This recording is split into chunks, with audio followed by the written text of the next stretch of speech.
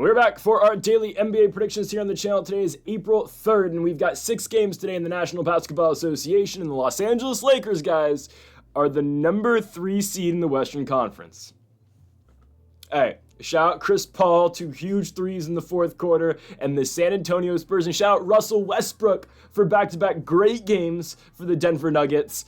The Lakers are the 3 seed. They control their own destiny out of the number 3 seed in the playoffs, and now they will get, for now, they're going to avoid the Thunder and the Nuggets until the Western Conference Finals. That is so huge. Anyways, we've got 6 games today in the National Basketball Association. The Lakers need to take care of business today against the Golden State Warriors. Huge primetime spot. Also, Grizzlies Heat, a game that a couple weeks ago we didn't think was going to be all that interesting. Now you have teams who are on different, different trajectories, right? The Heat climbing, beating the Celtics yesterday, and the Memphis Grizzlies need to get a win desperately. They can't buy one right now. So a huge game on the first half of the TNT doubleheader. A really good 6-game slate today. And folks, before we get into the predictions, make sure to hit that subscribe button down below for some more daily NBA predictions here on the channel. Earlier today, we had our best bets for the college basketball crown and the NIT. 3 games today in the world of college basketball, along with our 5 MLB best bets as well. That was posted earlier today, the earliest video we post on the channel at 6 a.m. Pacific, 9 a.m. Eastern, 6 a.m. Pacific.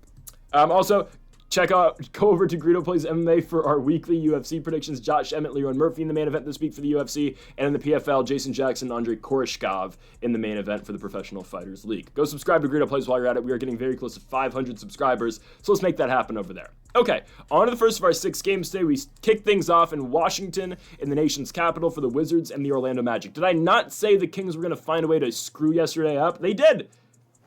Now, I didn't go as bold to say the Wizards were going to outright beat the Sacramento Kings, but they did.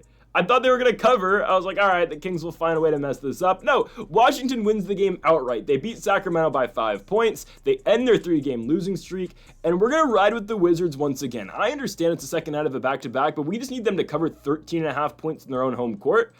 All right, sign me up. Now, I'm really hoping Jordan Poole plays this game. Again, we won't know until probably hours before the game, knowing how the Wizards work. But we said it yesterday, I'll say it one more time. I don't think Chris Middleton's returning this season, nor do I think that Brogdon's coming back and Marcus Smart. I think all 3 of those vets are probably done for the year. Rashawn Holmes got injured in yesterday's game against the Kings. He got ruled out pretty quickly due to a right shoulder contusion. I doubt we see Rashawn Holmes tonight. But still, Alex Sarr's in the lineup, Jordan Poole, Bub Carrington's been playing some pretty good ball. I don't mind Justin Champagnie. There's guys on this Wizards team, and I'm not going to try to hype them up too much because they are the Washington Wizards, and the Orlando Magic right now look like they are the best play-in team. They will get that 7-8 game at home, likely against the Atlanta Hawks, but there's potential now that could be the Miami Heat, the way that they are playing on their 6-game winning streak. But I don't think Orlando is able to cover the 13.5. That's a lot of points. It is. And the Magic have been playing really good basketball, but covering 13 is a lot. I get it as the Wizards, but I mean, their last game over the Spurs, they go to San Antonio, only win by 11. That doesn't cover. The home win against the Kings does for the Magic. They beat Sacramento by 20 points, but that's because, 30 points.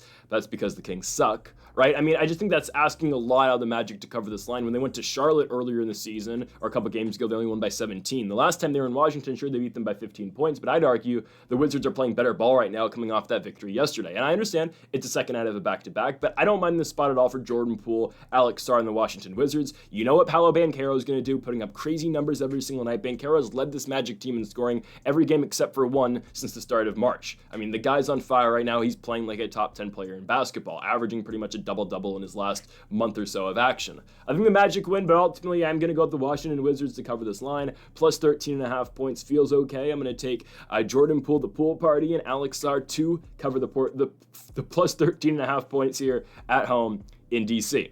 We go on to our next game today, and we go to the Philadelphia 76ers taking on the Milwaukee Bucks. To the surprise of absolutely nobody, give me Bucks money line. I wouldn't play minus 700 for anything, but minus 11.5 doesn't feel horrible for Milwaukee. I wouldn't play it personally. I'd much rather go Washington on the plus 13.5 against Orlando than I would play Bucks Sixers, but regardless, I'll take the Bucks here to cover this 11.5 point spread. I know they were on a 4-game losing streak prior to that Suns win, losing to the Suns on the road, losing to Denver on the road, New York and Atlanta on their own home court, but then picking up that win over the KD-less Phoenix Suns in their last game. Giannis Antetokounmpo at 37 and 11. That's just what the guy does. The Bucks feel like they're a lock at this point to be the 6th seed. I mean, if they win a couple games, they could jump the Pistons and be 5, but I expect Milwaukee to be 6 and face the New York Knicks in the first round of the playoffs. Knicks in probably 6, I don't know. Regardless, and I've been calling all year that the Knicks are going to get first rounded. They won't against this Milwaukee team. They'll just wait till Boston gets them in the second round. Anyways, I think the Bucks run right through Philadelphia. I still find it very odd that Tyrese Maxey hasn't officially been ruled out for the season. I don't think he has yet. They still have him, they just ruled him out for today's game against the Bucks with a finger injury. Well, I mean, there's 8 games left in the season. He's not coming back. All the main subjects have been out for this Philly team. They're still out tonight. No Lowry, no Drummond, no Oubre. Normal suspects is what I was looking for earlier. Guerschon Yabusele is questionable. He has been playing. So Yabu might not play. That means Adem Bona will likely enter the starting lineup. Quentin Grimes is a hooper. We know that. Jared Butler's actually been scoring all right as well. Lonnie Walker will have his nights. But we don't trust anything from this Philadelphia team. I mean, that goes without saying. They're atrocious. They're horrible. They're 23-53. This is a team that was expected to be an elite. I don't know about elite, but they're expected to be a playoff team in the Eastern Conference this season. And they've won 2 games in the month of March. 3, actually. They beat the Warriors on March 1st. Forgot that happened. They're horrible, though. They've lost about 10 games in a row now. I don't know if they get another win the rest of the season. Maybe they'll go on the road and beat Washington in April. But the Philadelphia 76ers are really bad. The Bucks are without Damian Lillard. The latest report on Dame is that he is hoping he can come back for the postseason. If he can, I'm telling you the Bucks might get the Knicks in the first round. They might. I don't know, especially because we don't know the status of Jalen Brunson. If he comes back, that's great, but is he going to be 100%? I don't know. So that's another thing, right? Dame and Giannis versus the Knicks without Brunson, I don't know, or 50% Jalen Brunson might not be a horrible bet on Milwaukee. We'll get to that when we get there, obviously, and we'll see again if Dame can actually come back for the playoffs. Same can be said about Jalen Brunson, but in this spot, I'm all over the Bucks. I think they cover the 11.5. This should be pretty light for them. I understand the game's in Philadelphia, but that doesn't really mean anything to me. The Sixers aren't good, so give me the Bucks to completely run the Sixers out the gym. Milwaukee minus 11.5 here on the road. To our third game of the day, we move to Brooklyn, New York. Another crazy huge spread. The last 3 of the day, though, are pretty close games to pick. Timberwolves, Nets. Give me Minnesota minus 12.5. I'd stay away. I'll just be honest with you. I'd completely stay away from this. Brooklyn's won back-to-back. They beat the Dallas Mavericks in their last game on the road, and then prior to that, they went to D.C. and beat the Washington Wizards. So I'd stay away from Brooklyn Nets basketball right now. They haven't played in 3 days. They get the Timberwolves, who I don't think they're going to beat, right? Minnesota has now won 3 games in a row. Phoenix, Detroit, and that huge win in double overtime, right? The Nickeil Alexander-Walker go-ahead free throw game. Shout out Russ. In Denver, right? 2 nights ago. Ant went off. I mean, he had like 9 points going into the fourth quarter. He finished the game with 34, completely took the game over. They won in double overtime without Rudy Gobert. Very good victory for the Minnesota Timberwolves. They're a team you honestly want to avoid in the playoffs right now. And as a Lakers fan, right, looking at all the matchups, Minnesota's the team I don't want to play the most, right? I mean, if I had to rank the teams I want the Lakers to play, at the bottom of that list is Minnesota, and then obviously OKC is the last team I want to play. But I'd much rather play the Clippers. If I got to pick, I want to play the Grizzlies, Clippers, Nuggets, Warriors, right? I'm not counting the Mavs, Kings, Rockets, Thunder because they're not plausible opponents. But those are the teams that I want. I'd want Memphis first, then Clippers. I don't want to see the Timberwolves right now. I'm going to be honest. I don't.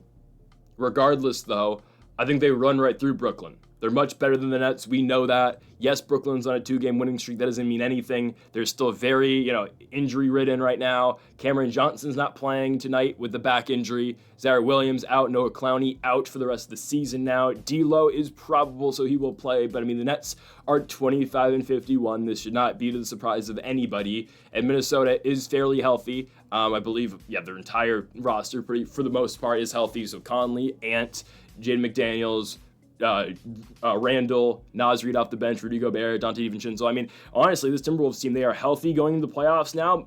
They're dangerous. They're dangerous. I have a sneaking suspicion they are going to play their way out of the play-in.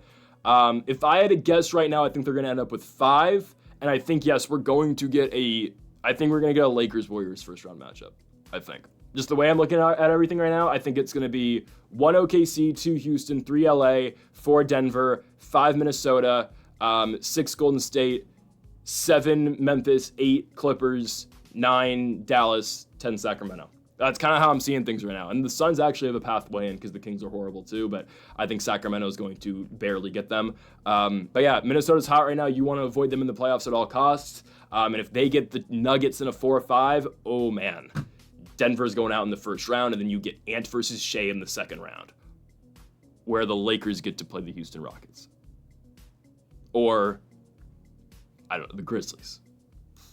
Sign me up. Sign me up. I'm perfectly fine with that bracket. Minnesota minus 13.5, they should cover. Next up, we go to Miami, Florida for the Miami Heat taking on the Memphis Grizzlies. I'm taking Miami here. I understand it's the second night of a back-to-back. This team's hot right now, and the Grizzlies are not. Okay, and I understand. Memphis has been playing great teams, right? You look at this last stretch, the 4-game losing streak. OKC, it's the Thunder. Lakers, okay. Boston, and then the Warriors and Steph Curry drops 50 plus. I mean, what you gonna do, right? Now, John Morant might get suspended for his hand gun motion. We'll see if that happens. I don't think it'll be in time for this Miami game, but there's a chance he'll probably just get a 1 game, if I'm not mistaken. So he'll probably be out, I think, by the time they review the suspension. He'll probably not just play on Saturday in Detroit, which is going to be costly for them, though, because I don't think they can win in Detroit without Ja, and likely with Cade Cunningham coming back for that basketball game. So, yeah, a lot's going wrong here for the Grizzlies. I'm not going to lie. And you look at their last 8 games, they've only won 1 out their last 8. It's that win in Utah against the Jazz. I mean, prior to that 4-game losing streak that we just talked about, okay, they beat Utah, but then before that, they lose in the Intuit Dome to the Clippers. They lose in Portland, and they lost in Sacramento. The game where Desmond Bane dropped 44, they still lost. This team's in trouble right now. I mean, they fired Taylor Jenkins. They still have not won without him as coach. They're 0-3. Yeah, they're in trouble right now. They are in desperate trouble. I'm not going to go this far. There's a scenario where the Grizzlies completely just miss out on everything. There is. There's a possibility they slip to the 7-8 game. They lose the Clippers, which I think, is very plausible. I don't know. We'll see. They lose the Clippers in the 7-8, and they got to play Dallas in the winner gets the 8 seed game, and the Mavericks 80 as a big night, and the Mavericks beat them. I could 100% see that right now. Yeah, Memphis is in trouble. They are. And sure, a lot would need to happen for them to completely miss the playoffs outright, but right now it's looking like, yeah, they're not going to be an automatic qualifier. So I don't think they beat Miami. Guys, the way this team's going and the way that the Heat have been playing, I get they have injuries, but man, I was impressed yesterday, right? Andrew Wiggins didn't play. Duncan Robinson didn't play. Looks like Jovic might be back soon as well. Those guys, I don't think Jovic will be back tonight, but they probably will get Robinson and Wiggins back tonight against Memphis. It's a nationally televised spot. It's a huge spot for Miami with their 6-game winning streak. They can make it 7. And Miami, guys, they're a game away from potentially getting to the 7-8 play-in against Orlando. So, no, they are playing for a lot. I mean, it's a big difference being in the 9-10 play-in game than the 7-8. You get 2 chances if you're in the 7-8 game, and you guarantee a home game in the winner gets the 8 seed game if you are in the first play-in. So, no, this is really important for Miami, and I think they beat Memphis. Ultimately, do I think they passed the Hawks in the standings? No. I know Atlanta played a really tough game against Dallas yesterday. It is what it is. AD just had one of those games. That's what Anthony Davis can do. He's still top 10 in the league. They got fleeced still, though, but it's okay. I think Miami beats them here. They've been playing great ball. Bam Adebayo's been dominant. Tyler Hero's really found it recently. He dropped 36 in the Atlanta game, had 25 yesterday against Boston. 25, 6, and 9 was the full stat line for Tyler Hero. Yeah, Miami's playing really good basketball, and I think they beat Memphis. I think it's a great opportunity here at plus money, guys. The Grizzlies are dysfunctional. We've seen it. They are right now. I don't trust them at all. Give me Miami plus 150. Honestly, you can keep the points. If you want it, take it. I just go plus 150 for the Heat, though. I think right now they're playing much better than the Grizzlies, and I don't think the second night of a back-to-back affects them too much. So give me Miami at home. Next up, we go to the Raptors and the Blazers. It's, the only game today without playoff implications. I would take Portland here. I think it's not bad value on the Blazers. I'd expect this line to move. I would. It's 1.5 right now. I think they probably will be a couple more points favorites just because of how they went to Atlanta and won in their last game, right? A big victory for them. Shaedon Sharpe at 33 points. I want to credit Denny Adjivo with a lot. I mean, this guy's been playing great basketball this season. The Wizards traded him, obviously, and he's been spectacular this year for the Portland Trailblazers. Back-to-back games with 30-plus points, and that win over the Hawks, Denny Adjivo with a triple-double, 32, 15, and 10. The guy's a hooper. Denny Adjivo is really not getting the respect he deserves. I don't know if this is just a late season, I don't know if this is just fool's gold, but Denny Adjiva's been playing great ball this year, and I'd expect them to roll the Raptors. Toronto is very injured. I'll get through all their injuries in a second, but you know what the Raptors do? They get in the fourth quarter, and in half their games when they're close, they bench their starters in the fourth quarter because they don't want to win. Again, tanking has taken there's a whole new style of tanking in the NBA, and we're seeing it in front of our own eyes. I mean, from Walker Kessler shooting 10 threes a game to what the Raptors do to, the Jazz just benching all of their players. This is what teams are willing to do for a top pick and potentially a superstar in Cooper Flagg. The Raptors tonight are without a lot of players. Scotty Barnes is the most notable. They haven't really rested Barnes too much, but right now he's questionable due to a finger joint contusion. Still no Dick for the Raptors. Grady Dick's out with the knee injury. IQ rested. Jakob Poeltl rested. RJ Barrett probably not playing. He didn't play on Tuesday. We'll see if he plays tonight. Yeah, I really like this spot a lot for the Blazers. The more I talk about this, the more I like it. This should be 6.5. I'm serious. I don't care the game's in Toronto. This should be 6.5 points. No Scoot Henderson tonight for the Blazers. Likely no DeAndre Ayton, no Jeremy Grant. We'll see if Anthony Simons plays. But, I mean, if Simons doesn't, again, Simons is their best player, and maybe Adjiva, but still, Simons is great, I understand. But Shaedon Sharpe in one game like he did in Atlanta, he can make up for a lot of points, and he can get you in the game. And I want to give a lot of credit to Donovan Clingan in his rookie season, right? The rookie out of UConn. He's been playing great ball this year as well. Portland's a good squad. They are. I mean, again, no playoffs this year, but Portland is an up-and-coming team. I know they're in the loaded West, but if they can just, get a big name free agent, I don't mind this team. Kevin Durant. I'm serious. Now, I know, again, you look at the list of teams Durant's probably going to go to. It's all like the elite squads. Am I the only one that wants to see Durant try to take, the Blazers or the Bulls to the promised land? Again, they're not going to win anything, but like a Chris Paul OKC role. I don't know. I just feel like KD could average a lot of points, take a young team far. I don't know. I get we want to see KD contend, but I'm kind of sick of KD on super teams at this point. I know the Suns are in a super team, but like, I want KD to be the guy with a bunch of young guys. I don't know. Like, that's why I wouldn't mind him in Chicago. Hell, I wouldn't mind him in Miami, honestly. I know they're not that young, but Chicago or Portland, I mean, they can take the next step with Kevin Durant. I still think KD's probably going to end up on the Grizzlies. But anyways, we'll see. In this spot, love the Blazers. The Raptors are sitting everybody. They're not trying to win. Final game of the night. Here we go. Lakers-Warriors. We're all over the Lakers tonight, okay? The Lakers know the importance of this basketball game. They understand it. Minus 130, minus 1.5. You can take whatever you want here. They understand the importance. And the Lakers don't lose at home. I think that's something that a lot of people forget about. You look at their home record this season, the Lakers are 29-9 at home. They're 17-20 on the road. They're not a particularly good road team, but at home, this team is dangerous. And I don't think the Warriors walk in here and beat them. And the Warriors haven't beat the Lakers all season long. The Lakers are 3-0 against the Warriors. Christmas, they beat them by 2 points, the AR game-winning layup. In January, they beat them by 10. And then a couple months ago, they beat them by 8 points at Staples or Crypto. So the Lakers have already beat them twice in San Francisco. They beat them the last time in LA. Why the hell does ESPN's matchup predictor have the Warriors a 51% chance to win this basketball game? Who makes these odds? What analytics are you basing this off of? They haven't beat the Lakers all year long, and they're not going to do it tonight. I don't care Jimmy Butler's in the court. I don't care. Kuminga's questionable. That means he's going to play. The Lakers, LeBron's already been ruled as playing. Luka, we know, is going to give it a go. He's fine. AR is playing. The Lakers are completely healthy. And I think it's something that... Oh, by the way, Maxi Kleber, we're going to get an update on him apparently today, so we'll see if Kleber should be back for the playoffs. That's some nice depth in shooting to the Lakers bench. Regardless, I think it's really not being talked about enough what Gabe Vincent and Dorian Finney-Smith are doing for this Lakers team. You can't leave them open. I mean, DFS taking 11 three-pointers a game for the Lakers, and he went 6 for 11 against Houston the other night. Gabe Vincent goes 6 for 13 from beyond the arc. I mean, when these guys are on the court, and when Hachimura, who had a bad night against the Rockets, but Hachimura can hit his threes. AR, obviously, is going to hit his threes. Luka, LeBron. But when you have other guys in the court that aren't LeBron James, Luka Doncic, or Austin Reeves, guys like DFS and Gabe Vincent, it makes it so tough to defend this basketball team. It really does, because everyone can score. Now, I personally think that Jackson Hayes should be playing more minutes. He only played 14 against the Rockets, and JJ's really not playing him that much. They're going small out with DFS. That's fine, and that will win you a lot of games against certain teams. Like, it can work against the Rockets, and don't get me wrong, it will 100% work against the Warriors tonight. I'm actually in favor of not playing Jax that many minutes tonight because Draymond Green's their center, the supposed defensive player of the year. ridiculous. It should be Dyson Daniels, but it's okay. It should be Mobley, but I mean, I think it's Dyson Daniels. Dyson Daniels is going to get robbed of most improved and defensive player of the year. So stupid. Anyways, you don't need Jackson Hayes tonight. I mean, he'll start, obviously, but I'd expect a lot of DFS tonight just because, I mean, Draymond's on the court, and Hachimura can deal with Draymond himself, and, you know, we're not scared of Draymond offensively, right?